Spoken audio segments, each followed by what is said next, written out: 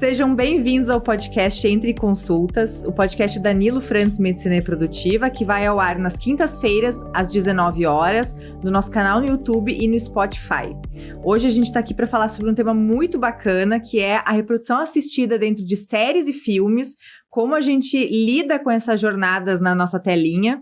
Então, hoje eu tenho aqui duas convidadas muito especiais que já participaram da primeira temporada e estão retornando hoje. A nossa doutora Daiane Pagliarini e a nossa psicóloga Cláudia Rachevski. Sejam bem-vindas, meninas. Obrigada. Vamos lá, gente. Hoje a gente vai falar, então, sobre a atuação da reprodução assistida dentro do cinema, dentro das séries. A gente enxerga que com o passar do tempo a gente vai vendo cada vez mais temas assim, sendo eles centrais ou secundários, né, dentro de filmes. A infertilidade e a maternidade e paternidade está presente nesse contexto. E eu acho super interessante ter esse tipo de assunto nas séries, porque é um assunto que está presente na vida de muita gente, está presente na vida de pessoas que às vezes não pensam nisso, né, e acham que é uma jornada solitária. Então eu queria saber de vocês, o que vocês acham? Concordam comigo? Tem uma visão diferente? Fala um pouquinho, Cláudia. Concordo contigo. Eu também, eu gosto muito de saber que tem filmes contando a história da reprodução, não só da infertilidade, mas como todos os assuntos que envolvem a medicina reprodutiva. Penso que esses filmes e esses em particular, que eu sei que nós vamos comentar alguns, eles estão muito afetuosos, assim, e eu acho que isso é importante, porque já é uma jornada para o paciente que está vivendo a reprodução, já é uma jornada difícil, já é uma jornada pesada. Então, quando elas começam a se identificar, a compreender, claro, o filme tem uma parte mais romântica, mais satírica, mas, né, não é a vida real, mas é uma representação, de certa forma, da vida real. E eu acho que é muito bom porque realmente as pacientes ou as pessoas que estão vivendo a reprodução assistida, elas estão sozinhas nessa jornada, elas se sentem sozinhas na jornada.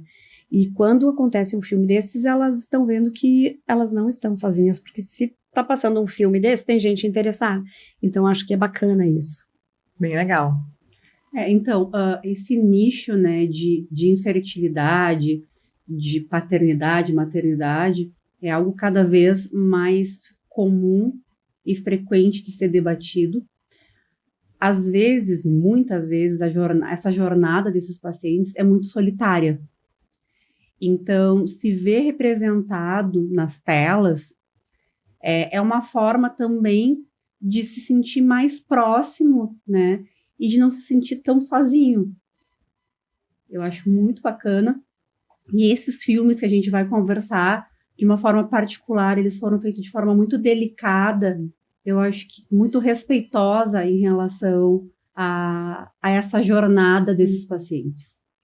A gente vai começar falando de um filme que a gente já comentou ele muito durante a semana que a gente foi preparando, porque foi uma surpresa, que é o filme Mais Uma Chance, né? É um filme que até então eu não conhecia que existia esse filme, mas nas pesquisas a gente encontrou, e ao assistir, assim, foi incrível como a gente identifica, a gente que trabalha com reprodução, como a gente identifica o que acontece no filme com a realidade que a gente vive na clínica. Para falar um pouquinho sobre o filme, ele é a jornada, então, de um casal que há algum tempo está tentando engravidar através de fertilização in vitro, e começa ali contando a jornada deles dentro do último ciclo que eles tentam antes de partir para a ovodoação, né? E aí eles têm uma série de desafios no aceitamento da ovodoação e entender por que não tá dando certo. A gente passa a ver também como é que tá o relacionamento deles, e quando a sobrinha, né, que é a doadora de óvulos que vai doar para eles, entra nessa história, como é que essa dinâmica na família, né? Então eu queria saber de ti, Dai, o que tu achou do filme e da escolha de retratar a história de um casal mais velho, né? E como a gente pode evitar essa situação que acontece no filme. Esse é um casal muito frequente no nosso serviço e em todos os serviços, né, de reprodução assistida, que é aquele casal que posterga a gestação por N motivos e vem de uma jornada longa de infertilidade. E eu achei que foi muito, como eu falei antes, uma forma muito delicada, muito afetuosa de retratar tanto o desgaste desse casal, que também começa a ter conflitos, isso é uma coisa muito comum, conflitos entre o casal pela infertilidade, a relação com a família, né, como as outras pessoas veem esse casal que está tendo dificuldade de engravidar, e os lutos também que eles vivem, né, que isso é uma coisa que a gente também vivencia com esses casais. O luto da infertilidade, o luto de tu abrir mão de gametas, mas sempre assim com muita resiliência, muita determinação e nunca perdendo a esperança de que o sonho, ele vale a pena. Então, foi muito interessante porque eles ficam se redescobrindo, né? O tempo todo, assim, formas de encontrar, de realizar esse sonho deles. Né? Primeiro com procedimentos de baixa complexidade, depois para um procedimento de maior complexidade, que é a fertilização in vitro. Bom, vamos partir agora para doação de gametas. Tem a questão também financeira, que no meio do caminho também é um empecilho que é muito comum para todos, né? Esse empecilho de financeiro. Então, achei muito bacana. E esse filme, ele coloca a gente muito dentro do relacionamento deles, né? E da questão emocional que tá pairando ali naquele casal. Então, eu queria saber de ti, Cláudia, o que tu achou dessas questões emocionais que foram retratadas no filme, principalmente sobre aquela dinâmica do casal que fica abalada, o papel, né, do marido naquele filme, que não é sempre que a gente consegue enxergar o lado do marido, né, assim, em um filme. Normalmente se foca um pouco mais na mulher, né, mas esse filme não, ele conseguiu trazer dentro de várias nuances também o papel do homem.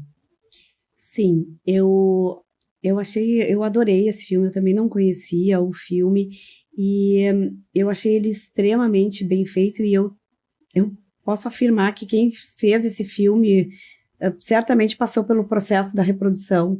E antes de falar do sentimento do homem, uma coisa que eu fiquei pensando, enquanto a Dai também estava falando de todo o processo que esse casal vivencia, eu também olhava o filme com cuidado de nós enquanto equipe, sabe? Porque ali eles mostravam uma falta de sensibilidade com os casais e com todas as pessoas envolvidas, que me chamava muita atenção, né? Verdade. Então, assim, eu até queria depois poder falar um pouco mais, porque eu acho que isso é super importante, a gente ter esse olhar para essa equipe porque profissional. São geralmente jornadas muito solitárias. E se a equipe, né, que está atendendo esse casal não acolhe, então se torna ainda mais solitária e mais desgastante, né? Eu senti meio retratado de uma forma meio industrial, assim, por exemplo, quando ela vai entrar para fazer a punção, né, tem uma fila de mulheres, todas paramentadas, com a touquinha, a camisola, isso a gente não enxerga, não é assim que acontece no dia a dia, mas eles trouxeram talvez de uma forma de industrializar a reprodução, né, também, e essa reflexão, o médico também, agora que tu trouxe o gancho, vamos abrir esse parênteses, né, o médico também parecia ter uma impessoalidade no tratamento com aqueles casais, né, tanto que tem o ponto decisivo, que é quando dá errado a tentativa de FIV, ele vai falar sobre a doação, ele fala no mesmo momento que ele dá o negativo e já entrega um folder, e a gente olha para aquele casal que não tá nem entendendo o que tá acontecendo, eles não conseguem responder o médico, né?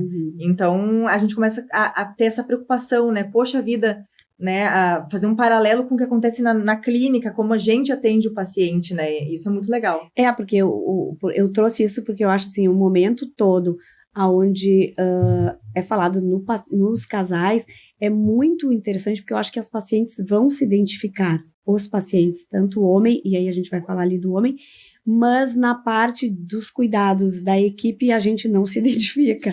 Né? Então, acho importante lembrar, né, que a gente não se identifica com essa parte.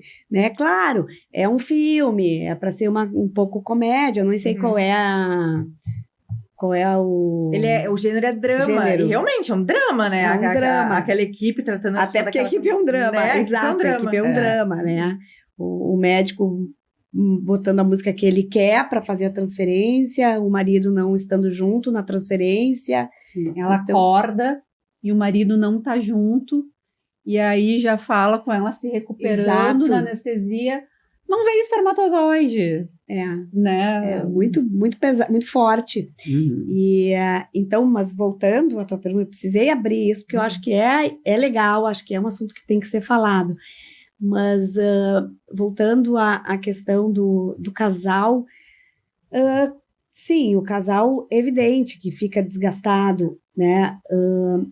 E sim, o peso cai muito mais sobre a mulher no tratamento, e uma coisa que me chama a atenção, e não sei se tu sente isso também, mas a mulher sempre se sente muito responsável e acha que o homem também não está levando o tratamento tão a sério como ela, né? E eu procuro mostrar isso nas consultas e proporciono, não é mostrar, mas eu proporciono um espaço onde a gente permita com que ele possa falar, porque muitas vezes a gente abre espaço para ela e não para ele.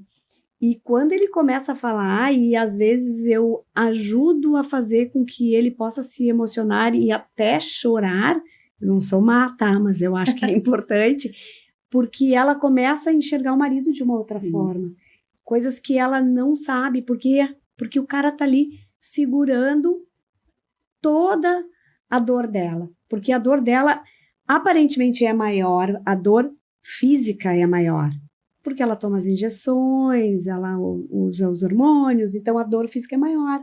Mas a dor psíquica, acho que é a mesma, né? A gente não tem como medir, mas ela é importante para ambos. A cena mais emblemática pra mim, que mais me emocionou, foi bem no finalzinho do filme, quando eles estão dá errado o processo de ovulação, spoiler, pessoal, dá errado o processo de ovulação, e eles estão sentados na cama, pensando tudo que aconteceu, em toda a jornada que eles tiveram, e aí o cara fala assim, olha, eu não sei se eu deveria estar falando isso agora, mas eu não consigo mais segurar, não consigo mais ser, eu deveria sim ser o teu porto seguro agora, mas eu não consigo mais. E aí ele começa a trazer à tona questões de, olha, eu não sei, a gente vai voltar a ter relação sexual, a gente vai voltar à nossa vida de casal. A ser um casal. Ser um casal, porque eles estão há tanto tempo nessa jornada e programando o sexo para engravidar e passando pelo tratamento de FIV, injeções, coletas. Então esse para mim foi uma cena muito, muito emblemática e permitiu a gente estar na intimidade de um casal que normalmente a gente não consegue estar, né, na casa dele, olhando o que eles estão fazendo e discutindo. Então é muito forte, né? É porque fazer relação sexual está vinculada a ter filhos. Uhum. No caso da reprodução, eles não precisam mais fazer relação sexual. Eles vão fazer um tratamento. Então, o sexo começa a ficar em terceiro plano, né? E a relação sexual também fica muito atrelada à frustração de que eles não engravidaram. Uhum. Então, é algo muito realmente sensível, assim, né, entre o casal, porque, primeiro, que eles não precisam mais, e segundo, que esse sexo fica muito relacionado com essa dificuldade, né? Bom, a gente teve relação meio ano, 1 ano, 2 anos, e a gente não conseguiu. E aí não consegue desvincular, né, o sexo com a gestação. E não tem o prazer. E aí... Então, já não interessa mais. Já não interessa mais. Já não precisa mais disso. É. Então, é sofrido. E a cena que me pega na parte masculina é aquela cena que ele está fazendo a coleta do sêmen, né? E que tem um filme lá, e casal ativamente fazendo, né, sexo.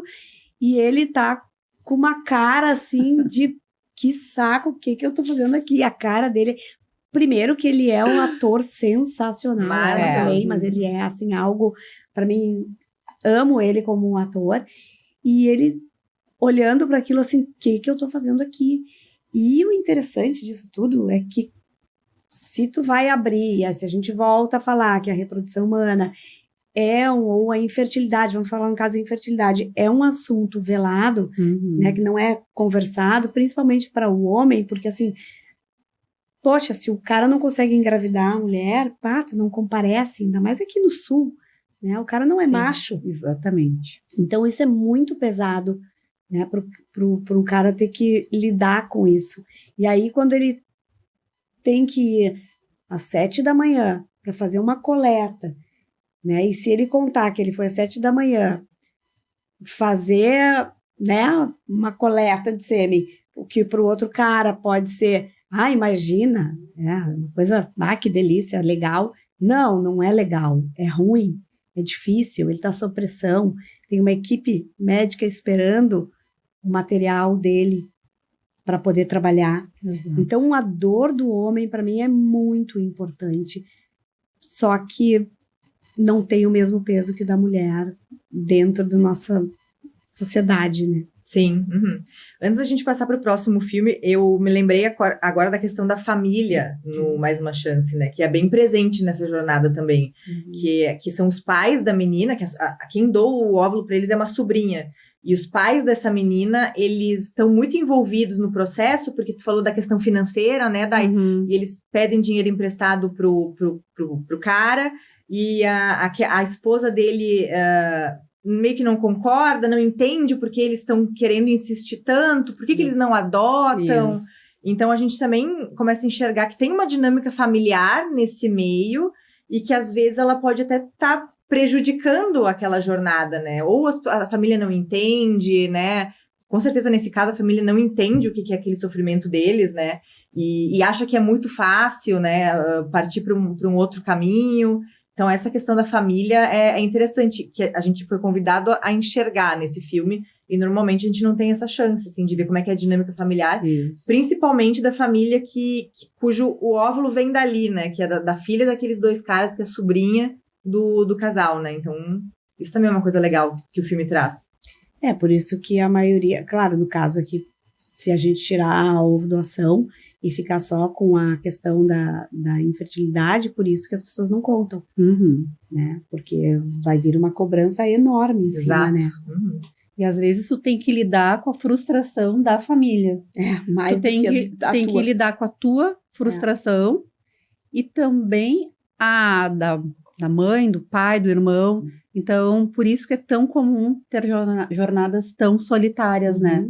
É uma forma de autopreservação também, né? De não se expor e não envolver outras pessoas que também podem sofrer e não entender. Não ser julgados também, também, né? Não ser julgados. O julgamento forte. O julgamento porque é muito fácil para quem está de fora achar soluções mágicas, né? Agora, quando tu tá vivendo o conflito, bom, aí é uma outra situação. Nessa cena dessa cunhada dela, ela fala uma coisa tipo assim, que agora eles viraram apostadores da fertilidade. Exatamente. Então, assim, é muito cruel, né? Não entende, mas tá muito bem representado. Eu acho que tá muito bem representado. É um filme, se a pessoa não passou por um tratamento de fertilização in vitro, reprodução humana, com certeza ela tem uma experiência muito próxima, ela né? trabalha com isso. Ou ela trabalha com isso, porque não é possível, assim. É muito bem feito. Porque esse filme, na verdade, se a gente for falar, ele é um filme, a gente tá aqui falando, que é um filme bárbaro e tal, mas eu acho que ele é um filme bacana para quem tá na área. Eu acho que quem não trabalha não vai entender tão profundamente, né? Vai achar besteira, não vai entender. Exatamente. Vai ser que nem a mulher essa, vai achar... Mas como, assim, é um filme que foi produzido, tem que ter um nicho grande para né? Para assistir. Um de mercado. De mercado. Então, assim, realmente é prevalente. Exato. Né? Porque tem série, tem filmes, tem novelas que falam sobre isso. Então, é bastante prevalente. É verdade. A gente vai falar agora sobre Plano B, que é um outro filme. E ele tem uma história diferente. Ele é uma comédia, né? Então, diferente do Mais Uma Chance, que é um drama, ele é uma comédia. Então, ele tem ali uma abertura para ser um pouco mais... trazer uma paródia de algumas questões, mas ele conta a história da personagem da Jennifer Lopez, que faz uma inseminação artificial para ter uma maternidade solo, e depois que ela faz o procedimento, entrou num táxi e encontrou um cara o amor da vida dela. E aí, como é que ela lida com essa situação agora de estar grávida e estar ao mesmo tempo se apaixonando? Como é que eles vão lidar como casal com uma gravidez que ele não é o pai, que talvez ele nem queria, não era o que ele queria? Então, né, é um assunto legal também. Eu queria saber o que vocês acharam do filme. Então, É um filme bobinho, né? Mas Levinho, levinho, assim, É aquele pra não pensar muito. Mas eles são lindos, né? Ele é lindo, ela é linda. Então fica bom de ver por conta Ele disso. também. E acho que, no fundo, ele é um filme interessante porque ele tem uma coisa bem moderna, que é a produção independente. Exato. Né? Ela com medo de ficar sozinha, de não ter filhos, ela estava presa, acho que na avó, né? Isso. Então ela tinha um vínculo muito forte com a avó e ela tinha medo que se a avó faltasse, ela não ia ter ninguém mais na vida. Se eu não estou enganada, é isso, né? Então, no desespero, e acho que, não sei se ela chega a falar o fator idade, talvez sim, né? Sim, acho que ela comenta, ela tem um... Ela tá no limite, assim. naquele limite, Uhum. Então, claro, o ideal seria se ela tivesse pensado nisso bem antes, seria mais moderno ainda se ela pensasse bem antes e congelasse seus óvulos. Que acho que assim, isso seria o melhor de tudo. Se ela pudesse congelar os óvulos, ficaria tranquila, faria tudo que ela quisesse até encontrar o amor da vida dela. Beleza. Não fez. Então, assim, eu acho que é bacana porque mostra, assim, a capacidade dela de fazer escolhas, né, de decidir, embora tenha sido uma decisão por conta de medos, mas tudo bem. É a escolha dela, ela tomou essa decisão e fez. E o cara é sensacional. Achei o cara bárbaro, topou, ela que estava com medo de saber como que ele ia levar isso, e ele foi muito melhor do que a gente imaginava, e eu achei muito bacana nesse sentido. Sim. É um filme de 2010, né? Então eu acho que também não era tão prevalente essa questão do planejamento reprodutivo, congelamento de óvulos, e isso nos obrigava a acelerar a maternidade, né? Acho que esse medo era algo mais comum, porque a mulher via que estava chegando nos 35, 37, 40 anos, e ela se via na obrigação de engravidar. Hoje, felizmente, a gente tem uma alternativa, que é a preservação da fertilidade, que nos dá uma liberdade, assim, imensa de fazer as nossas escolhas no momento que é mais oportuno para a gente. Então, nos dá, assim, essa possibilidade de colocar em primeiro lugar outros sonhos e não prejudicar o sonho da maternidade.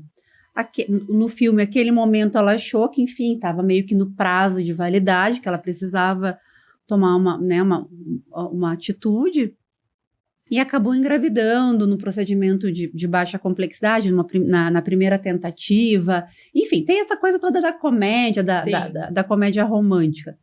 Eu acho que o que fica, assim, de mensagem é que a gente não precisa mais dessa pressa. A gente não precisa. A gente pode escolher o momento e esperar ou não uma pessoa certa. Não sei se existe essa pessoa certa, mas encontrar alguém que vai ser a tua parceria nessa jornada. E se tu achar que, bom, não tenho ninguém que vai seguir comigo nesse momento, a produção independente, mas no momento que a pessoa decidir. E não pela urgência biológica, Exato. Né?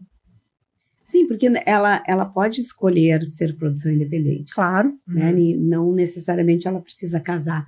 Ali ela tinha um desespero e eu acho que era um medo de ficar sozinha. E isso serve para um outro podcast, né? Exato. Esse assunto. Mas eu acho que é exatamente isso. É um filme mais antigo, né? Então, talvez se pudesse fazer a escolha do congelamento. Mas, enfim, tá um recado aí. Acho que o congelamento de ovos a gente tem que levar para que todo mundo, né, fazer o serviço de mostrar que o congelamento de ovos está aí e é importante, né? É mesmo? Nos empodera. Esse filme tem um paralelo com a realidade, que um caso muito parecido aconteceu com uma brasileira, que é aquela atriz Karina Bach, que ela fez uma produção independente nos Estados Unidos, né, com um banco de sêmen. E logo após encontrou um amor da vida dela que criou a criança junto com ela, né? Criou esse menino. Então, desde bebezinho, a criança tinha ele como uma figura paterna. O relacionamento não foi pra frente, eles acabaram se separando e então aconteceu uma polêmica que ele estava entrando na justiça para ser reconhecido como pai e ela já não queria mais isso, né? Então a gente vê que neste caso, né, teve um desfecho não tão feliz, né? Tanto para o casal, mas também tem uma criança agora, Exatamente, que conviveu com aquele cara desde que nasceu, né? Então é complicado essa relação, né, Cláudia? acho que sim, porque é pai enquanto te serve, né? Porque ele pode não ser mais marido dela, mas pai da criança ele é. Então, eu nem sei dessa mulher, nem sei quem ela é, já ouvi falar assim por cima, mas acho que ela está fazendo criando um grande problema para essa criança, porque afinal essa criança tem um pai, Exato. né? E se ela quiser separar do marido dela, se separa, mas eu acho que a gente tem que ter esse cuidado, né?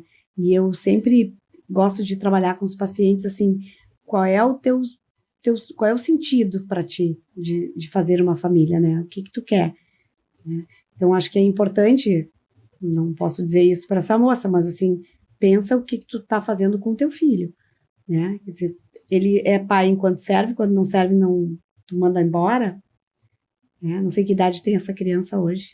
Se não me engano, ela deve ter uns 7, 8 Ai, anos. que É uma injustiça. criancinha assim mesmo. É uma injustiça. Acho desumano o que ela tá fazendo. Acho cruel. Exatamente. Muito bem, gente. A gente vai para o mundo das séries agora. A gente conhece a série Friends, né, que é uma série sucesso no mundo inteiro, e a infertilidade foi um assunto que apareceu muitas vezes na série, mesmo ela sendo uma série mais antiga que o filme Plano B, apareceu muitas vezes.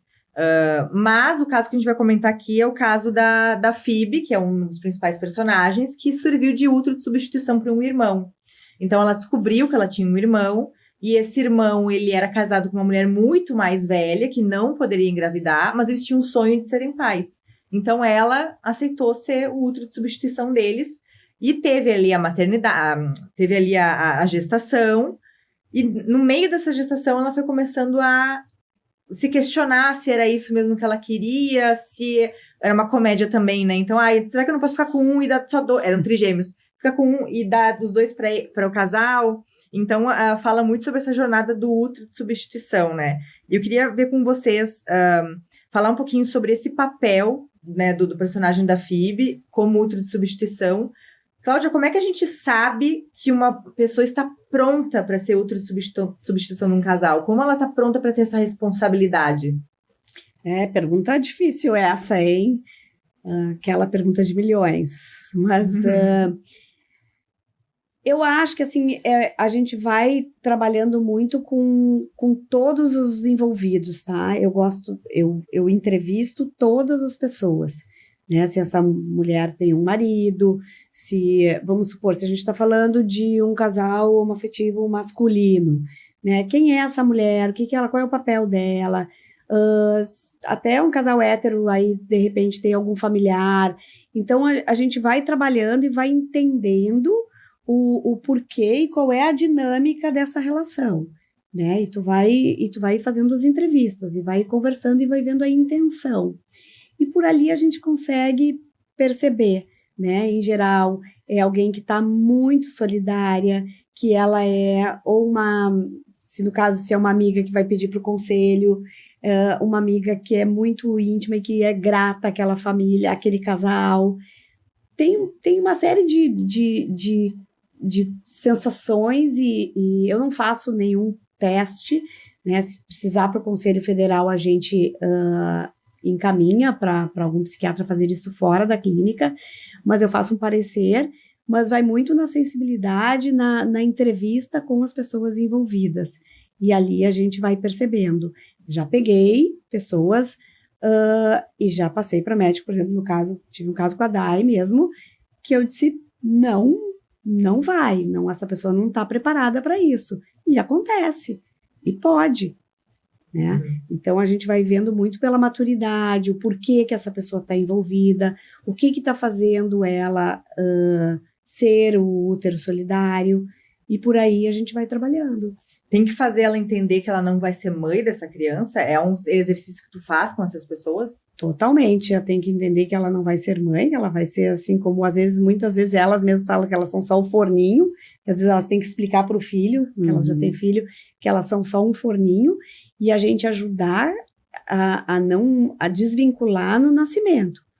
Né? Isso eu acho que é o mais importante, né, e fazer, não criar esse vínculo, por exemplo, não amamentar essa criança, né, ela nasceu e entregar. Sim. Né? Ela saber o papel dela é ser um útero solidário.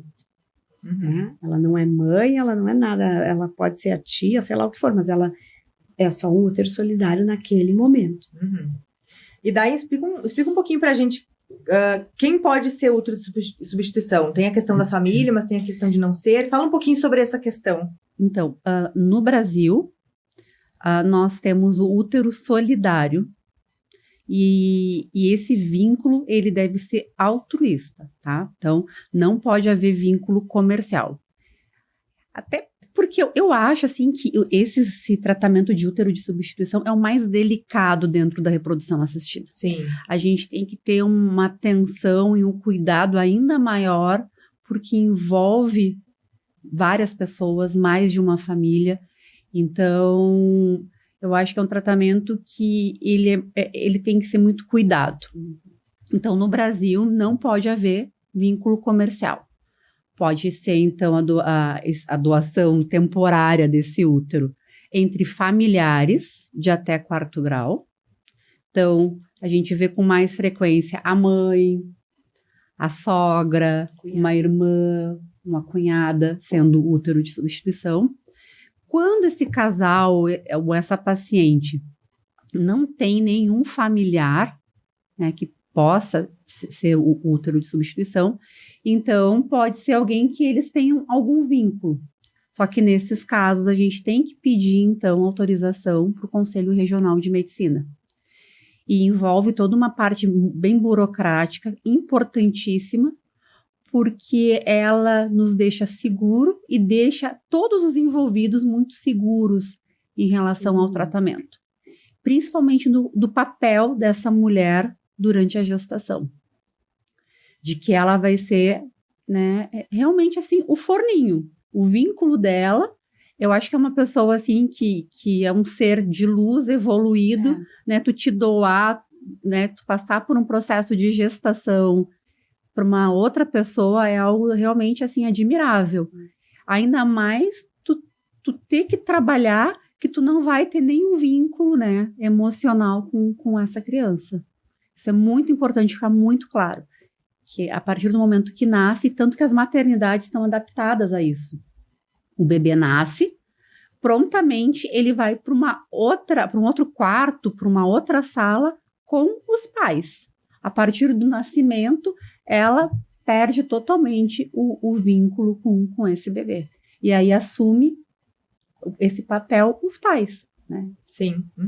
Eu tenho a sensação, desculpa, Ceci, mas eu tenho a sensação que essas pessoas que se dedicam para fazer isso para aquela pessoa são pessoas que estão mais maduras e que estão assim, eu também acho. Como tu fala, assim, mais evoluídas. Então, eu sinto, a gente percebe quando a pessoa não está pronta. E aí, quando a gente percebe que a pessoa não está pronta, a gente diz não. A gente mostra para o casal que a pessoa não está pronta e a gente já conseguiu fazer isso, né? Várias vezes, né? Porque uma coisa é tu querer e outra coisa é poder. Então, a gente tem que estar atento a isso. E é uma responsabilidade, assim, né? E a forma como vocês conduzem é compartilhar essa responsabilidade com essa escolha, né? Claro. E entender que aquilo não é um simples ato que não vai acarretar em nada. É uma coisa muito grande, né? É uma coisa de muita responsabilidade. Então, é isso. Às vezes até pode frustrar o casal, de, poxa, né? Não vai dar. Mas é importante ter esse acompanhamento, né? Eu não tenho medo de frustrar os casais quando eles fazem a escolha e eu digo não.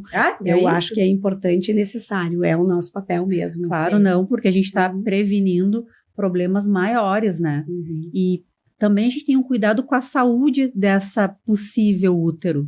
né? Porque a gestação é um processo fisiológico, mas não é isento de complicações. Então, a gente também tem que avaliar se é viável para a saúde dessa mulher assumir uma gestação, né? Então, a gente também tem que pensar nela. Então, é algo grande que a gente tem que estar bem atento. Exato. E se não tem indicação, infelizmente, não vai ser ela. Vamos pensar num plano B. Exato. Isso aí. A gente não pode terminar o episódio sem falar de Joy, né? Não teve quem trabalha com reprodução que não se emocionou com esse filme. Eu acho que foi uma das grandes coisas do último semestre de 2024, foi o lançamento desse filme, né? E aí eu queria saber de vocês um pouquinho, o que vocês acharam? Vocês também se emocionaram? Qual foi a cena que vocês pensaram, meu Deus, que coisa linda? Quero ouvir um pouquinho de vocês. Fala um pouquinho, Cláudia. Bom, eu me emocionei do início ao fim. Eu também. Eu chorei do início ao fim. Impressionante. E eu fiquei, assim, pensando muito e muito mais nos médicos e nos embriologistas, assim, a força e a capacidade que essa equipe, eu tô falando agora de hoje, como eles conseguem trazer hoje aquilo que foi feito com tanto esforço, com tanta dedicação, e segue sendo assim. Então, eu tenho a maior admiração pelos médicos e pelos embriologistas que trabalham com reprodução humana, porque, assim, eu acho que eles fazem, para mim, a coisa mais linda e mais sensacional. O filme me abriu mais os olhos. Eu acho que ele foi um filme romântico, poético, lindo. Lindo, lindo, lindo. Eu fiquei encantada e eu tenho a maior admiração por eles. Eu também, acho que foi um sentimento que chegou em mim também, assim, eu falava, meu marido assistindo comigo e eu falava, meu Deus, como os médicos embriologistas são porque assim, é uma dedicação, é a coisa mais linda, assim, é a coisa mais linda que tem, e então foi o mesmo sentimento, assim, admiração pelo que vocês fazem, assim, exato, e eu fiquei com orgulho de trabalhar. Pelo que a gente faz, na verdade, né? É um orgulho mesmo. Mas é que nós. Médico, neste filme, o papel do médico e o papel, ali no caso até era uma enfermeira. Mas posso fazer, assim, pensar como embriologista, né? Sim, ela fazia um papel. Então, assim, neste filme, retrata incrivelmente o trabalho de vocês. É a busca incessante pelo conhecimento, por superar limites, né? E de chegar no objetivo, né? Que era... Não desistir, né? Não desistir. E teve toda a questão da igreja, né? Que foi muito forte, que demonizou todo o processo. Então, graças a Deus, assim, eles continuaram, né? Nessa luta, assim, pela ciência, pela tecnologia. E chegar, então, a 46 anos do nascimento do primeiro bebê, né? De proveta, que é a Louise Joy Brown.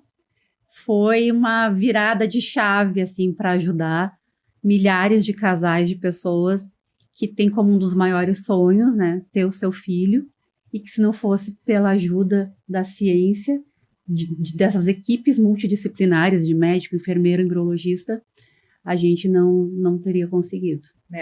E eu quero fazer um parênteses engraçado, assim, eu olhava pro Stepton, o personagem, e o ator, eu não sei, mas eu vi o Dr. Nilo naquele médico.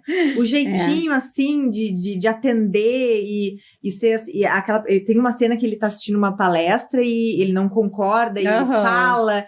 Sensacional, eu falei, meu Deus, eles pegaram o Dr. Nilo de referência pra fazer esse personagem, eu achei demais. E pena que ele demorou tanto para ganhar um prêmio Nobel, né? Foi ganhar, parece que 20 anos depois, então, assim, demorou o reconhecimento, né? Demorou, é verdade. Mas veio. Valeu. E felizmente, hoje, muitas pessoas, né, têm as suas famílias completas, graças a essa persistência dele, né? E de vocês. Muito legal. Muito legal. A gente queria, na segunda temporada do podcast, trazer o nosso ouvinte um pouco mais para perto. Então, a gente abriu a possibilidade deles mandarem perguntas para a gente responder e refletir um pouquinho. Então, eu tenho algumas perguntinhas aqui. Eu vou começar com a pergunta da Mara Isa. Ela pergunta se a SAF pode dificultar a implantação do embrião no útero. Daí, primeiro, o que é SAF e se pode dificultar? Então, a síndrome antifosfolipídica é uma doença imunológica que, sim, ela interfere nas taxas de implantação, desde que não seja diagnosticada e não seja tratada. Então, o que é muito importante, e a gente bate muito nisso, assim, dentro do serviço, é sempre uma investigação completa antes de qualquer tratamento, né? Porque a gente precisa ter todos os detalhes em mãos para fazer o melhor tratamento. Quando a gente tem esse diagnóstico com tratamento adequado, as taxas de gestação são iguais de uma mulher sem SAF. Olha ali, ó. O importante é diagnosticar e tratar. Show de bola. Tem também a pergunta da Mariane. Ela fala o seguinte: tenho 35 anos e endometriose. Meu exame antimileriano está dentro do esperado e a qualidade do espermatozoide também é boa. Na primeira FIV consegui um embrião euploide e desejo ter mais filhos. O que muda na segunda FIV? O maior fator de prognóstico de sucesso numa fertilização in vitro ainda é a idade do óvulo. Né? Realmente é muito importante a idade do óvulo. Então, para essa paciente, a primeira coisa é pensar quando que ela vai querer essa próxima gestação, né? Vai mudar a idade dela. Então, se ela, vai ter esse bebê agora, né? Se ela engravidou nessa FIV e com 35 anos, se ela pensa ter, de repente, o segundo com 40, 42, 43, o ideal é que antes ela faça ou a preservação dos seus óvulos ou congele embriões para que essa chance realmente seja próxima dessa de 35 anos. Não vai ser a mesma. Sim. Né? Porque a idade do óvulo, ele vai seguindo. Né? Mas, enfim, quanto antes ela conseguir fazer essa preservação de óvulos ou embriões, melhor vai ser o prognóstico. Legal. Cláudio, tem uma para ti também, ó.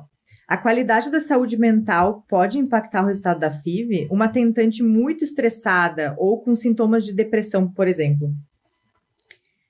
Uma tentante com sintomas de depressão, a gente tem que olhar com mais cuidado. Mas acho que daí tem que olhar realmente com um microscópio, assim, né? Não, tem que olhar para ela diferente.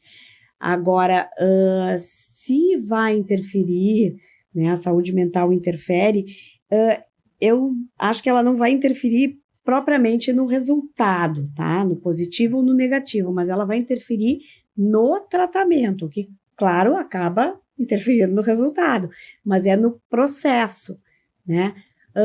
Por quê? Porque pode acontecer de ela se atrapalhar e errar uma medicação, pode acontecer de ela esquecer de fazer uma ecografia, pode acontecer pequenas coisas que, de certa forma, vão atrapalhar o processo. O que é importante? O importante é que, quando essa paciente estiver em alguma clínica, que seja uma clínica que tenha um cuidado, que tenha uma escuta ativa, para que possa perceber os sinais de uma pessoa que está debilitada ou que está com alguma questão emocional pegando aí, tá? Então, acho que é muito importante a gente ter uma equipe super atenta, médicos profissionais fortes e preocupados, para que a gente possa juntos prestarmos o melhor cuidado a essa paciente, ajudando com que ela passe esse processo de uma forma mais leve, mais tranquila. Legal. Para a gente finalizar, a gente tem um quadro novo no podcast que é Dentro do Consultório, né? O nome do podcast é Entre Consultas, ele homenageia aquele momento que a gente está tomando um café entre os atendimentos, mas agora a gente vai voltar então para o consultório e ler a história de uma ouvinte, que é a Ana, e ela conta o seguinte: a minha história, na verdade, é um testemunho de esperança para todas as mulheres que estão nessa jornada de tentar ser mãe. No meu caso, recorrer à reprodução assistida foi necessário para construir a minha família ao lado do meu marido. Nosso tão sonhado filho não chegou na primeira nem na segunda tentativa, mas sim na sétima. Foi um caminho extremamente desafiador e desgastante emocionalmente, mas hoje vivemos a felicidade de sermos uma família completa. Não desistam, mamães tentantes, tenham fé e esperança, pois o sonho pode sim se tornar realidade. Que legal, né? Que bonito. Lindo, muito lindo. É um pouquinho do mais uma chance ali, né? Eles não desistiram, né? E conseguiram. É assim, é o mesmo fim com caminhos diferentes. assim, nem toda jornada é tão difícil, tão pesada quanto essa. Algumas jornadas são mais leves, outras são mais difíceis, são mais demoradas, outras são mais rápidas. Mas eu acho que o sonho não tem limite, não tem preço, tu tem que ir atrás de realizar ele. Então, e depois vale a pena, né? Quando a gente realiza aquele sonho, assim, o sonho da vida, tem pacientes que dizem, eu não vou ser uma pessoa completa, eu não vou ser uma pessoa feliz se eu não tiver o meu filho. Gente, a gente tem que ajudar essa pessoa a ser feliz e ser completa. Então, as jornadas são diferentes, mas quando ela se realiza, é incrível, né? Eu sou suspeita porque eu sou realmente muito apaixonada pela reprodução assistida e por essas trajetórias dessas pacientes, e gosto de acompanhar o pós, né? Elas entram com uma carinha e elas saem outras pessoas, né? Assim, transformadas quando a gente consegue realizar esse sonho. Então, realmente, vale a pena enfrentar. A gente também enfrenta dificuldades. Uhum. Não é fácil. A gente também se envolve, a gente também sente, a gente também sofre. É impossível tu não te envolver e não ter empatia e não te colocar naquela pele que está sofrendo. Mas também a gente vive a mesma emoção, a mesma felicidade quando se realiza. Então, tá tudo bem sofrer, porque eu sei que também tá tudo maravilhoso realizar e vale muito a pena. Ai, que legal.